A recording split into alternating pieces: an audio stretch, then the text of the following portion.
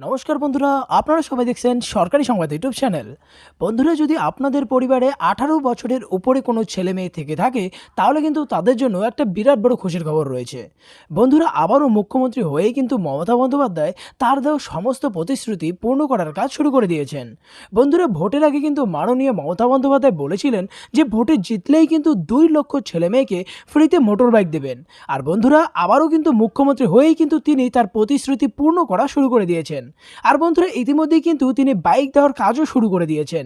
তো বন্ধুরা, আসুন এবার দেখে নেওয়া যাক যে কারা কারা এই বাইকটা পাবে, আর কি কি যোগ্যতা থাকতে হবে এবং কিভাবেই বা আবেদন করতে হবে। আর এই সব কিছুই কিন্তু আজকের এই ভিডিওটিতে আপনাদের আমি জানিয়ে দেবো। তো বন্ধুরা, এখানে দেখুন হেডলাইনে পরিষ্কার করে বলা হয়েছে যে মুখ্যমন্ত্রী মমতা বন্দ্যোপাধ্যায়ের নতুন উদ্যোগ, 2 লক্ষ ছেলে মেয়েকে ফ্রিতে স্কুটার বা মোটর বাইক দেবেন মমতা।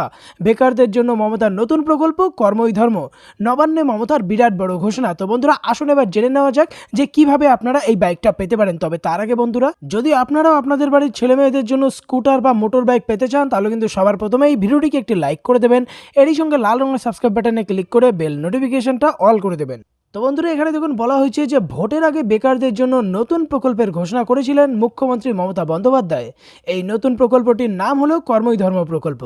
মুখ্যমন্ত্রী মমতা বন্দ্যোপাধ্যায় বলেছিলেন যে এই যে দেখবেন মাছওয়ালা মাছ বিক্রি করে একটা সাইকেল নিয়ে যায়, পিছনে একটা ঠান্ডা বাক্স থাকে।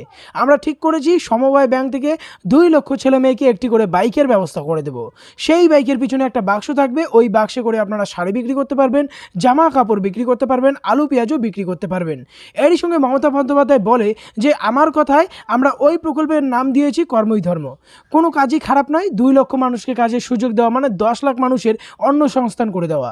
মুখ্যমন্ত্রী মমতার এই রকম ঘোষণায় রাজ্যের মানুষ খুবই খুশি। বিধানসভা ভোটের আগে দেওয়া সমস্ত প্রতিশ্রুতি তিনি ধীরে ধীরে বাস্তবে প্রতিফলন ঘটিয়ে ফেলছেন, যা আমরা অস্বীকার করতে কিন্তু পারি না। লক্ষ্মীর ভাণ্ডার প্রকল্প তার মধ্যে অন্যতম। তাই নিশ্চিতভাবে বলা যায় কর্মই ধর্ম প্রকল্প অর্থাৎ ফ্রি মোটর বাইক স্কিম খুব দ্রুত বাস্তব রূপে নেবে। নবান্নের তরফ থেকে অফিসিয়াল নোটিশ প্রকাশিত হলেই আপনাদেরকে আগেই আমরা জানিয়ে দেব।